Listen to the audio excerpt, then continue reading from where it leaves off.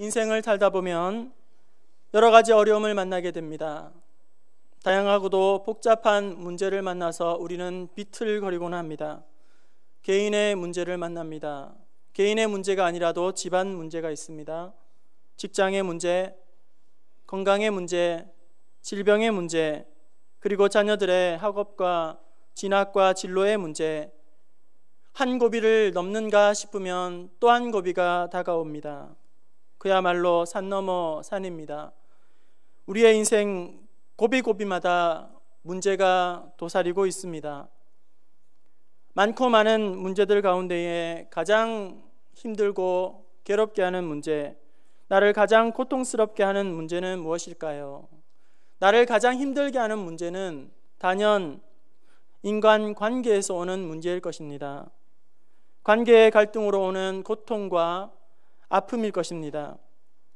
여러분, 관계의 힘이란 참으로 대단합니다.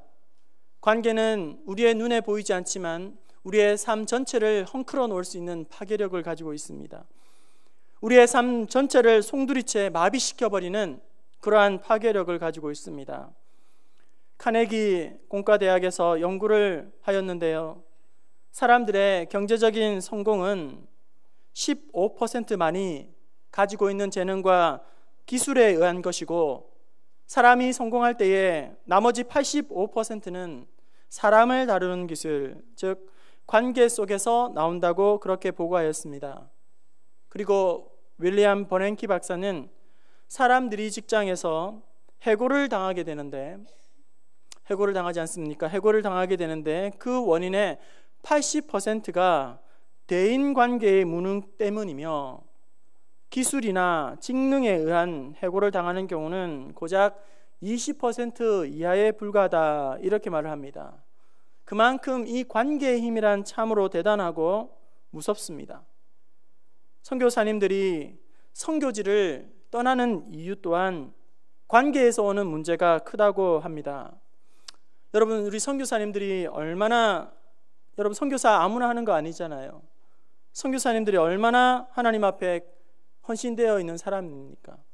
그래도 가장 충만하고 가장 헌신되어 있다는 이 선교사님들이 부모와의 형제와 나고 자란 본향을 떠나 먼 이국 땅에 가서 목숨 걸고 생명 바쳐 그렇게 선교의 사명을 감당하기 위해 헌신된 이 사람들이 그렇게 기도하며 갔었던 그 선교지를 떠나게 되는 첫 번째 이유는 자녀들의 교육 문제 때문이라고 하고요, 그 다음에 또 두 번째 선교지를 떠나게 되는 가장 큰 요인이 바로 같은 선교사님들 사이에서 오는 갈등과 마찰 때문에 선교지를 떠나게 된다는 거예요.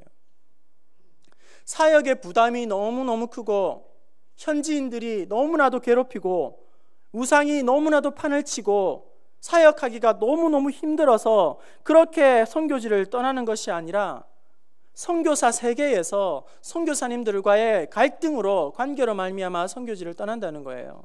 그래서 선교사의 킬러는 선교사다 하는 말이 있습니다. 선교사를 잡는 것은 현지의 어려움이 아니라 선교사 세계의 문제라는 거예요. 갈등이라는 거예요. 이렇듯 관계의 힘이라는 것이, 관계의 영향력이라는 것이, 관계의 파괴력이라는 것이 얼마나 무섭고 대단한지 모릅니다. 오늘날 이 관계 문제 때문에 힘들어하는 사람들이 많습니다. 이 관계의 문제로 말미암아 발목이 잡혀서 비틀거리고 살아가는 사람들이 너무나도 많습니다. 가정에서도 힘들어합니다. 직장에서도 힘들어합니다. 우리의 자녀들 관계 때문에 학업을 포기하려고 하는 아이들도 있습니다. 그렇게 사랑의 공동체를 할 수 있는 교회 안에서도 관계로 말미암아 너무나도 상처를 많이 받게 됩니다. 특별히 서로 다른 것 때문에 엄청난 스트레스를 받고 또 불필요한 에너지를 낭비하는 경우들이 너무나도 많습니다. 여러분, 우리 아이들이 하는 놀이 중에 틀린 그림 찾기라는 놀이가 있습니다. 한 번쯤은 여러분들도 해보았을 것입니다. 그런데 여러분, 틀린 그림 찾기가 맞습니까? 다른 그림 찾기가 맞습니까? 아리까리 하신가요? 틀린 그림 찾기가 맞습니까? 다른 그림 찾기가 맞습니까? 네, 둘 다 혼용해서 사용하고 있습니다만 영어의 다르다라는 것은 different죠. 그리고 틀렸다라는 것은 wrong입니다. 영어에서 우리는 다르다와 틀렸다, different와 wrong을 정확하게 구분해낼 수 있습니다. 하지만 참으로 이상하리만치 우리나라 사람들은 다르다는 것과 틀리다는 것을 잘 구분해내지를 못한다는 거예요. 다른 것을 틀린 것으로 생각하고 그것을 적대시하게 됩니다. 그래서 다른 것 때문에 서로 분쟁하고 다투고 갈등하고 싸우고 서로 다른 것 때문에 언성을 크게 높이는 일들이 많다는 거예요. 여러분, different is not wrong. 다른 것은 틀린 것이 아닙니다. 이제부터 여러분 틀린 그림 찾기라고 하지 마시고 다른 그림 찾기라고 여러분 이야기를 표현을 쓰실 수 있기 바라고요. 오늘 말씀을 통해서 우리가 서로 다른 것을 우리는 어떻게 이해할 것인가? 서로 다름을 우리는 어떻게 해석하고 또 극복해낼 것인가? 이 다름 때문에 오는 스트레스와 불필요한 에너지 낭비를 어떻게 하면 최소화하고 이것을 생산적이고 더 적극적인, 서로를 해치고 다치고 또 힘들게 하는 그런 끊임없는 소모전이 아니라 다르다는 것을 어떻게 더욱더 생산적이고 적극적이고 긍정적으로 부응하는 일에 쓸 것인가 하는 것입니다. 관계의 문제에서 우리가 영원히 자유로울 수는 없겠지만은 이 관계의 원리와 관계의 법칙을 더 잘 이해하게 된다면 우리가 갈등하는 대부분의 문제는 피할 수가 있다는 거예요. 오늘 이 관계의 문제로 말미암아 힘들어하는 분이 계시다면 오늘 말씀을 통해서 해결의 실마리를 발견하는 시간 될 수 있기를 바랍니다. 관계가 주는 아픔과 고통 때문에 신음하는 것이 아니라 관계로 말미암아 더 큰 은혜와 축복을 받아 누리시는 저와 여러분 될 수 있기를 바랍니다. 오늘 13절에는 우리에게 두 가지 특이점을 발견하게 됩니다. 그것은 첫 번째, 이제 바울이 이 선교의 주도적인 역할을 하기 시작했다는 거예요. 여러분 사도행전을 앞에 쭉 살펴보게 되면 언제나 순서상 바나바가 먼저 옵니다. 바나바가 오고 그 다음에 바울이 이름이 언급이 됩니다. 13절에 와서는 오늘 본문 이제 순서가 뒤바뀌게 되는 것이죠. 이전에는 바나바와 바울로 이렇게 소개를 하고 있는 성경이 이제 13절부터는 바울과 바나바 이렇게 순서가 바뀌게 되는 것이죠. 바나바는 바울보다 먼저 예수님을 믿은 사람이고 그리고 바울로 하여금 교회로 들어올 수 있도록 그리고 함께 귀한 사역을 감당할 수 있도록 이끌어준 고마운 사람입니다. 바나바는 신앙의 연륜도 오래됐을 뿐만 아니라 그 신앙의 인격과 성품도 대단히 훌륭한 성숙한 그리스도인입니다. 그래서 언제나 바나바가 선교팀을 이끌어가는 대표의 역할을 했습니다. 그런데 오늘 그 위상과 위치가 바뀌게 되었던 것이죠. 바울이 비로소 선교팀의 대표를 맡게 되었고 선교팀을 이끌어가는 주도적인 역할을 하고 있다는 것입니다. 여러분 리더십에는 두 종류의 유형이 있습니다. 오늘 본문에는 바울형 리더십이 있고 바나바형 리더십이 있습니다. 바울형은 어떤 리더십일까요? 바울형은 일을 만들어가는 사람이고 비전을 세워가는 사람이고 또 어떤 일들을 하면서 선봉장으로 서서 저돌적으로 치고 나가는 성향이 바로 바울과 같은 리더십입니다. 이에 반해서 바나바의 리더십은 어떤 것일까요? 앞에서 눈에 띄게 하는 일은 보이지 않지만 바울처럼 비전을 세워가고 저돌적으로 치고 나가는 그런 리더십은 아니지만 뒤에서 눈에 띄지 않도록 돕고 섬기고 조력하는 헬퍼십의 리더십을 가지고 있는 거예요. 조력의 은사를 가지고 있는 사람입니다. 그래서 언제나 뒤에서 뒷마무리를 아주 잘 해내는 그런 사람이 바로 바나바형 리더십인 것입니다. 여러분 교회 안에는 이 두 가지의 리더십이 다 필요하고 공존합니다. 어떤 사람들은 앞장서서 일을 계획하고 끌어가고 진행하고 저돌적으로 치고 나가야 합니다. 그런데 이렇게 일하는 사람만 있으면 교회가 더욱 풍성해지고 또 날로 성장해지는 것이 아니라는 거예요. 눈에 띄지는 않지만, 보이지는 않지만 뒤에서 묵묵히 자리를 지키고 있는 더 많은 사람들이, 리더십들이, 헬퍼십들이 있기 때문에 교회는 아름답게, 건강하게, 따뜻하게 계속 세워지게 되는 것입니다. 여러분, 저는 제 사역의 50%는 제 아내가 한다고 그렇게 믿습니다. 사람들의 눈에는 보이지 않겠지만, 그리고 마치 없는 존재같이 보이겠지만, 아내가 저를 도와주지 않으면, 저를 내조해 주지 않으면 저는 하루도 사역을 제대로 할 수가 없어요. 오늘 성경에 바울의 리더십이 있고 바나바의 리더십이 나오고 있죠. 이 두 리더십은 충돌하는 것이 아니라 서로 조화를 이루는 리더십이라는 거예요. 서로 높고 낮음이 있는 것이 아니고요, 더 좋고 나쁨이 있는 것이 아니라 하나님께 받은 은사가 다르고 달란트가 다르고 서로 다른 것이 하나가 되어서 아름다운 공동체를 이루고 또한 아름다운 사역을 해나가게 되더라는 것입니다. 신약에 바나바와 바울의 관계가 있다면 구약에도 이와 비슷한 관계가 나오고 있는데요, 그것은 바로 여호수아와 갈렙입니다. 둘은 다 모세 밑에서 그렇게 잘 훈련을 받았고 준비가 된 리더입니다. 모세를 도우는 일을 이 두 사람은 충성스럽게 감당을 하였습니다. 문제는 이제 모세가 죽게 되었을 때에 모세가 그 후계자로 여호수아를 리더십으로 세워주었다는 거예요. 이제 문제는 무엇입니까? 갈렙이라는 거예요. 갈렙이 얼마나 생각이 복잡했을까요? 모세를 섬길 때는 어려움이 없습니다. 갈등이 없습니다. 모세는 자기와 급수가 다르기 때문에, 비교의 대상이 되지 않기 때문에 잘 섬길 수가 있습니다. 하지만 여호수아는 모세 선생님과는 다릅니다. 함께 컸습니다. 함께 동료입니다. 그리고 같은 일을 같이 한 그런 동료입니다. 그런데 이제 여호수아가 지도자가 되었으니 갈렙의 마음이 얼마나 힘들었을까요? 갈렙이 얼마나 맥 빠지는 일을 당했을까요? 성경 여호수아서를 보게 되면 갈렙이 전면에 나온 곳이 없습니다. 언제나 여호수아 뒤에서 그렇게 여호수아가 지휘하는 것을 따릅니다. 그러나 사실 여호수아 뒤에는 항상 갈렙이라는 존재가 있습니다. 갈렙이 있었기 때문에 여호수아는 이스라엘 공동체를 이끌어갈 수 있었던 것입니다. 만약 갈렙이 도와주지를 않았다면, 갈렙이 팔을 형성을 했다면, 갈렙이 돕지를 않았다면 여호수아가 아무리 탁월하고 대단하다 할지라도 이 거대한 민족 공동체를 여호수아가 통솔할 수가 없다는 것이에요. 그런데 이 갈렙이 등장하는 순간이 나옵니다. 그의 나이 85세 때입니다. 그러니까 그때까지 무려 40년 동안 여호수아의 그림자처럼 뒤에서 보이지 않는 곳에서 묵묵하게 조력하고 헬퍼의 역할들을 감당하게 되었던 것이죠.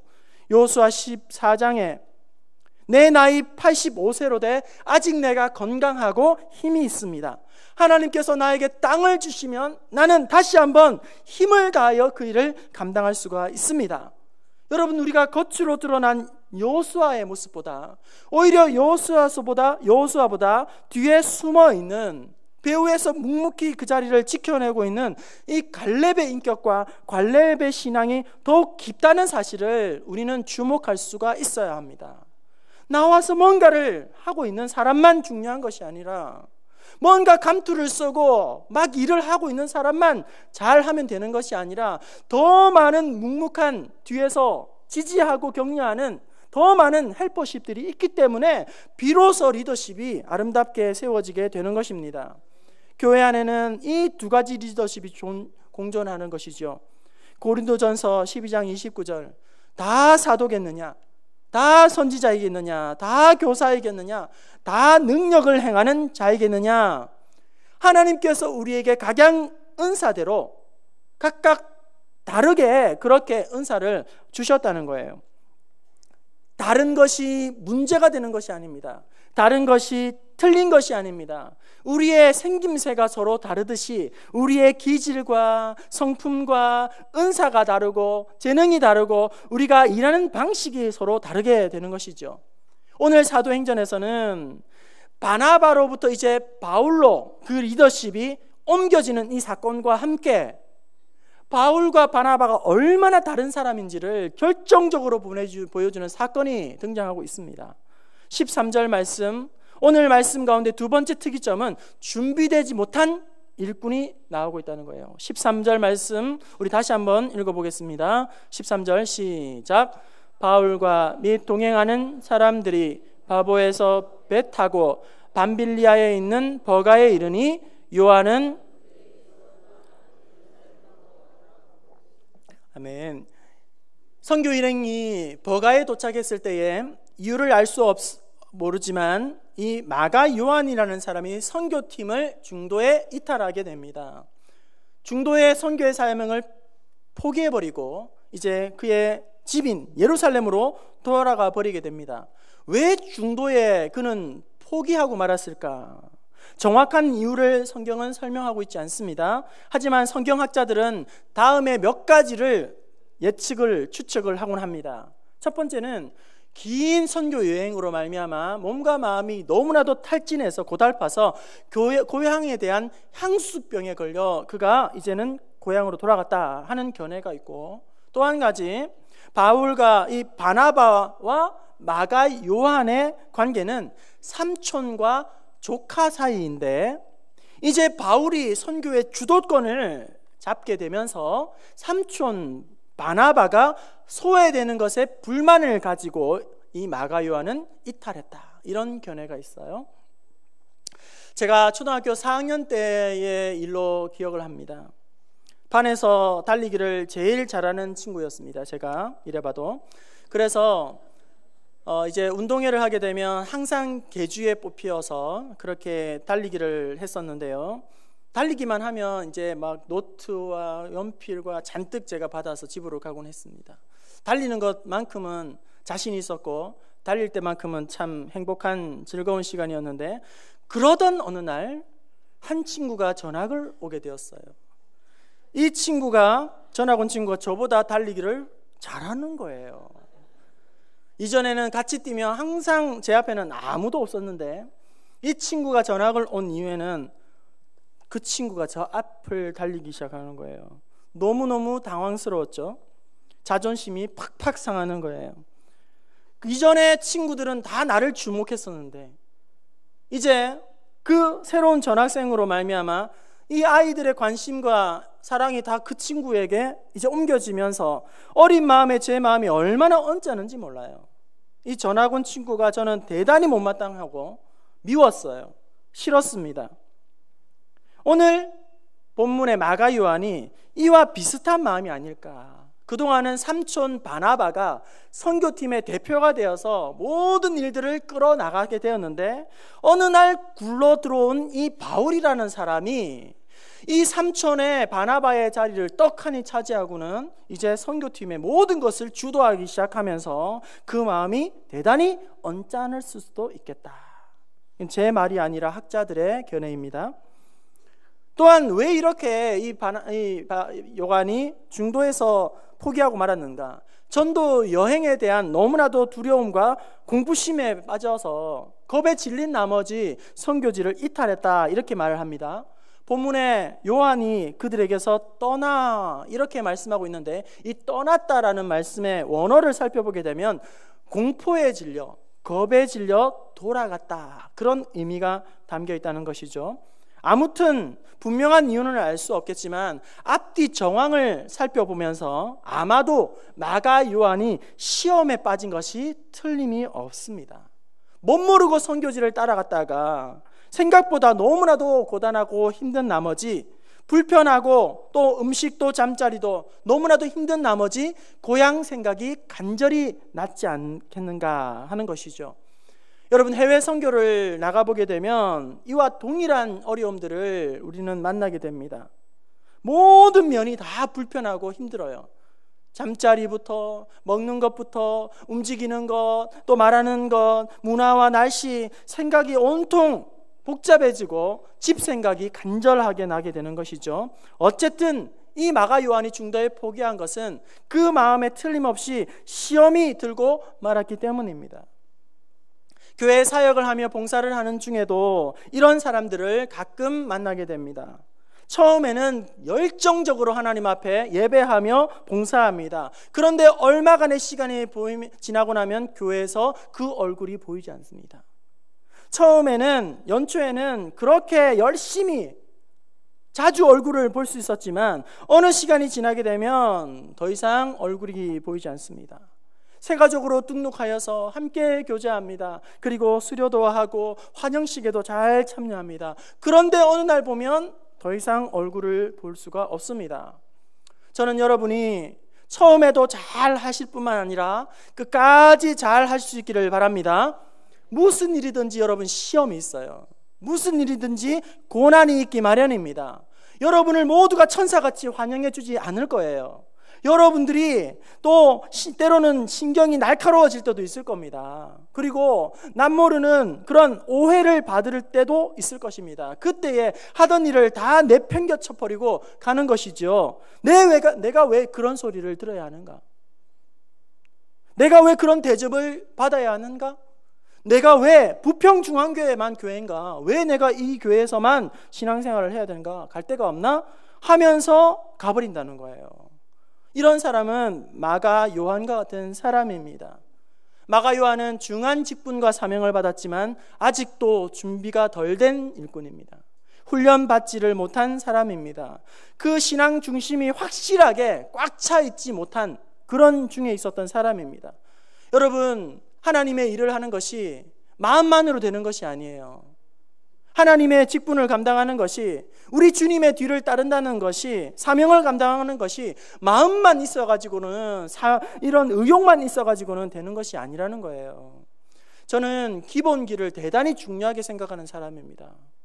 운동을 시작할 때도 기본기, 그리고 악기를 배울 때도 기본기, 언어를 배울 때도 기본기, 그리고 제자훈련을 받을 때에도 기본기. 그래서 저는 항상 처음에 시간이 좀 많이 걸리는 슬로우 스타트입니다. 하지만 기본기가 탄탄하게 쓰게 되면 이제 바람이 불고 여러 가지 유혹과 시련이 있어도 쉬 흔들리지 않고 요동치지 않고 끝까지 맡은 일들을 해내게 되는 것이죠. 여러분, 신앙의 기본기를 튼튼히 잘 준비할 수 있기를 바랍니다. 이 기본기가 준비되지 못한 사람들이 직분을 맡게 되면 스스로 시험에 빠지게 되고 스스로 올무에 빠지게 되는 거예요. 기본기가 잘 갖추어지지 않는 사람이 리더로 서게 되면 그 모임을 힘들게 하고 오히려 위험에 빠뜨려지게 된다는 것입니다. 모든 우리 성도들이 이 신앙의 이 중심을, 기본기를 잘 세우셔서 비가 오고 바람이 불고 창수가 쳐도 흔들리지 아니하고 요동치지 않는 주님의 귀한 일꾼들 될 수 있기를 바랍니다. 이유가 무엇이든지 간에 바울은 마가 요한을 2차 전도 여행에 데려가는 것을 대단히 못마땅히 여깁니다. 바나바는 하지만 2차 전도 여행에 기필코 이 마가 요한을 데려가야겠다고 그렇게 고집을 부리기 시작합니다. 그래서 두 사람은 심히 다투어 피차 갈라서는 지경이 되고 말았습니다. 기회를 주자고 하는 사람과 그럴 수 없다고 하는 바울의 입장이 팽팽하게 맞서서 절충을 해내지를 못하는 것입니다. 여러분, 이 사건을 보면서 이 바나바와 바울의 성향이 얼마나 다른지를 우리는 알 수가 있는 것이죠. 바나바는 사람을 중요하게 여기는 사람이에요. 일보다는 사람 중심입니다. 그래서 일을 하다가 사람을 잃게 된다면 그 일 자체를 더 이상 하지 않는 사람이에요. 그래서 바나바는 어디 가서 교회를 세웠다거나 어떤 일을 많이 했다거나 그런 이야기가 없습니다. 그럼에도 불구하고 이 바나바라는 사람은 사람을 캐내는 사람이고 사람을 든든하게 세우는 사람이고 사람을 품을 줄 아는 따뜻한 정적인 그런 사람이 바로 바나바라는 거예요. 이에 반면 바울은 사람은 좀 잃더라도 일은 해내고야 하는 많은 사람입니다. 저돌적으로 치고 나가는 사람이고 대단히 도전적이고 모험적인 사람이 이 바울입니다. 그래서 바울은 동적인 사람이고, 바울이 어디를 가든지 이제 교회가 세워지고 또 2차, 3차 전도 여행이 계속 이어지게 되는 것이죠. 오늘 우리는 이 바나바와 바울 이 두 사람의 유형을 보면서 누가 옳고 누가 더 나쁘고 더 나은가, 그것이 아니라 서로 은사가 다르고 역할이 다르고 기질이 다르다고 우리는 이해를 해야 한다는 거예요. 서로 다른 것은 틀린 것이 아닙니다. 서로 다른 것은 더욱더 우리를 풍성하게 하시려는 하나님의 계획 안에 있다는 거예요. 남녀가 서로 사랑을 합니다. 그리고 일정 기간 동안 아름답게 사랑을 키우다가 이제 결혼을 하게 되죠. 결혼을 하고 나면 이후에는 놀랍도록 서로가 다르다는 것을 발견하기 시작합니다. 연애할 때는 그렇게 큰 차이를 느끼지 못했는데 결혼을 하고 난 다음에는 엄청나게 서로의 차이를 발견하게 된다는 것이죠. 그래서 어떤 사람들은 치약을 중간에서부터 짜기 시작하는데, 어떤 사람들은 끝에서부터 짜서 밀어 올리면서 치약을 사용하는 사람들도 있고요. 어떤 사람들은 국을 먹을 때에 국물을 먼저 먹는 사람이 있고, 어떤 사람은 건더기를 다 먹고 나중에 국물을 마시는 사람도 있습니다. 또 어떤 사람들은 양념통닭을 좋아하는 사람이 있고, 또 어떤 사람은 양념통닭이 아니라 후라이드 치킨을 좋아하는 그런 사람들도 있습니다. 어떤 사람들은 닭가슴살을 좋아하는 사람이 있고, 어떤 사람은 뼈가 붙은 껍질이나 뼈 같은 이런 걸 더 뼈 붙은 살을 더 좋아하는 사람들이 있죠. 또 어떤 사람들은 간짜장을 좋아하는 사람이 있고, 어떤 사람은 그냥 일반 짜장을 좋아하는 사람들이 있습니다. 그렇죠? 여러분, 그런데 간짜장과 짜장의 차이를 아십니까? 알고 계십니까? 모르세요? 간짜장과 짜장의 차이, 간 차이잖아요. 간 차이. 그죠? 아직도 모르시는 분들은 집에 가서 아마 웃으시게 될 텐데요. 아무튼 남편은 바깥에 있는 거 쓸만한 거 다 끄집고 집에 갖다 놓고, 아내는 갖다 놓으면 또 버리고, 이 남편과 이 두 사람의 공통점은 서로 사랑한다 이것밖에 없어요. 다 다른 거예요. 다 다른 거예요. 여러분, 우리가 서로 다른 것을 어떻게 이해해야 합니까?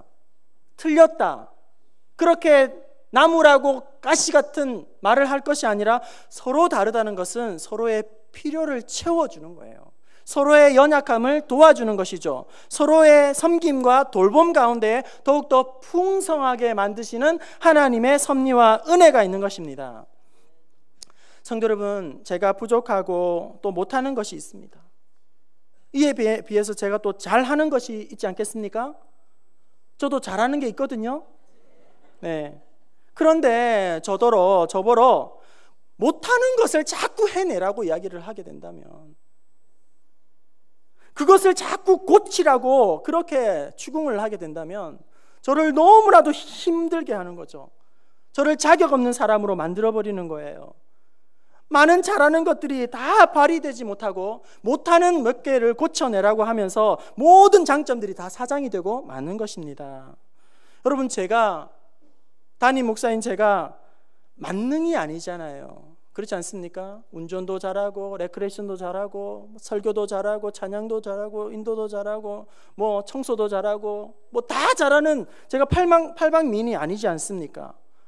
제가 잘하는 것은 계속 잘하도록 격려해 주시고, 제가 좀 부족한 것은 여러분들이 대신해서 그 자리를 채워주시면 그것이 우리를 온전히 한 팀이 되게 만들고 하나님 앞에서 아름다운 교회로 서게 하여 주실 줄로 믿습니다.